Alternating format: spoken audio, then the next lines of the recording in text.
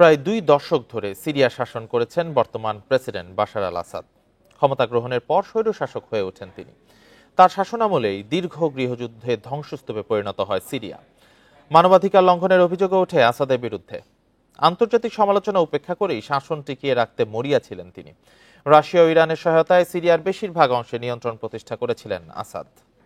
এ বিষয়ে আলোচনা করতে রাজধানীর মোহাম্মদপুর থেকে আমাদের সঙ্গে যোগ দিয়েছেন সাবেক জাতিসংঘ কর্মকর্তা মোশতাক আহমেদ। জনাব মোশতাক আহমেদ, আপনাকে স্বাগত জানাচ্ছি সংবাদ দুপুরে।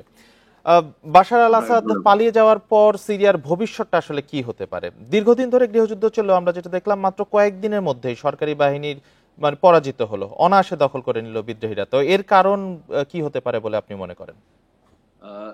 ধন্যবাদ। যে বিষয়টা, যে প্রশ্নটা আপনি করেছেন, যে বাশার আল আসাদ পালিয়ে গিয়েছেন, এই গত কয়েকদিনের বিষয়, আসলে ব্যাপারটা এই কয়েকদিনে ঘটেনি। প্রথম কথাটা আমাদেরকে এখানে বুঝতে হবে। এটা শুরুটা হয়েছিল 2011-তে, যে বিষয়টাকে আমরা জানি আরব বসন্ত বলে। সেই আরব বসন্তের ঢেউ যখন সিরিয়াতে আঘাত হানে, তখনই আসাদ প্রচন্ড শক্তি নিয়ে সেই ঢেউকে কন্টেইন করার জন্য লেগে পড়েন এবং নিজেকে একটা খুব শক্তিশালী কর্তৃত্ববাদী শাসক হিসেবে প্রতিষ্ঠিত করেন। এবং তারপর থেকেই যে গৃহযুদ্ধ শুরু হয়, এই গৃহযুদ্ধে আসলে তিনটা শক্তি কাজ করেছে। একটা শক্তিকে, যেটা আমরা জানি, যে মার্কিন যুক্তরাষ্ট্র এবং তুরস্ক এবং সেই সাথে সৌদি আরব, এই তিনটি শক্তি মিলে তারা যে কাজটি করেছে, যে ইসলামী বিদ্রোহী যারা ছিল তাদেরকে সমর্থন দিয়েছে। অন্যদিকে কুর্দি বিদ্রোহীরা ছিল, তারা তাদের মতো কাজ করেছে।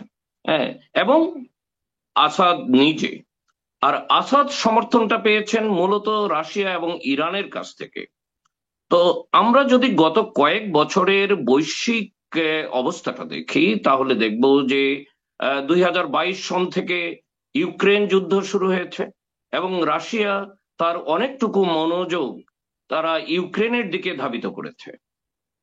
অন্যদিকে গত বছর থেকে ইসরায়েলের সাথে যে হিজবুল্লাহর যুদ্ধ চলছে, হ্যাঁ, সেই কারণে ইরানও অনেকটুকুই সিরিয়া থেকে নিজেকে একটু দূরে রাখার চেষ্টা করেছে। এই সব কিছু মিলিয়েই আসাদ একটা দুর্বল অবস্থায় পড়ে গেছে। তো এখন আগামীতে কি হবে এটাও বুঝতে গেলে আমাদেরকে একটু, আমার মনে হয়, এটা আমার ব্যক্তিগত অভিমত, যে একটু পিছনে যেতে হবে। যে আজকে সিরিয়াতে যা ঘটছে, যারা এটার নেতৃত্ব দিচ্ছে, এইচটিএস এইচটিএস এর যে প্রধান আল জোলানি, এই আল জোলানি কিন্তু শুরুটা করেছিল, তার রাজনৈতিক কেরিয়ার শুরু হয়েছিল আল কায়দার সাথে সংশ্লিষ্টতা নিয়ে দিয়ে। এবং সে আল কায়দার যে নেতা আবু বকর আল বাগদাদির সে একজন শিষ্য ছিল। পরবর্তীতে 2011-র পরে এসে সে তার ভাষায় যে আল কায়দার সাথে সম্পর্ক ছিন্ন করে। হ্যাঁ, কিন্তু সম্পর্ক এই মৌখিকভাবে ছিন্ন করলেই যে ছিন্ন হয়ে গেল, এটা বিশ্বাস করার, রাজনীতিতে এটা মনে হয় খুব সহজে বিশ্বাস করা যায় না। সেই দৃষ্টিকোণ থেকেই বলা যায় যে বর্তমানে আসাদের পলায়নের পরে যে অবস্থাটা সৃষ্টি হয়েছে, এতে আল কায়দা এবং আইএস এর মতো, ইসলামিক স্টেটের মতো যে শক্তিগুলো আছে, এই শক্তিগুলো আরো শক্তিশালী হবে সেটি মনে হচ্ছে আপাত দৃষ্টিতে। তো আসলে যদি আরেকটু জানতে চাই যে সিরিয়ার বিদ্রোহীরা বিশ্ব সম্প্রদায়ের স্বীকৃতি পাবে কিনা, এটি তো এখনো ঠিক সেভাবে নিশ্চিত নয়। তো একজন জাতিসংঘের সাবেক কর্মকর্তা হিসেবে আপনি কি মনে করেন যে সার্বিকভাবে সিরিয়ার সংকট নিরসনে জাতিসংঘ কি ভূমিকা রাখতে পারে? দেখুন, আমি জাতিসংঘ ছেড়েছি অনেক আগে।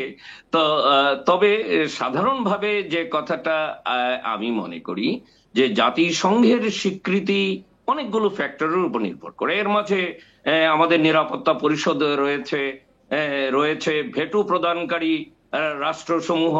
তো এখানে স্পষ্টতই রাশিয়া, যেহেতু আসাদকে এত বছর ধরে সমর্থন দিয়ে এসছে, তো পরিবর্তিত অবস্থায় এখন পর্যন্ত ধারণা করা যেতে পারে যে রাশিয়া হয়তো আসাদ বা আসাদের অনুগত যে শক্তি আছে, তাদের প্রতি সমর্থন দিয়ে যাবে, যদিও রাজনীতিতে, বৈশ্বিক রাজনীতিতে শেষ কথা বলে কিছু নেই, কিন্তু এই মুহূর্তেই আমার মনে হয় না যে তারা এই স্বীকৃতিটা পেয়ে যাবে। জনাব মোশতাক আহমেদ, আপনার মূল্যবান মতামতের জন্য অনেক ধন্যবাদ জানাচ্ছি আপনাকে।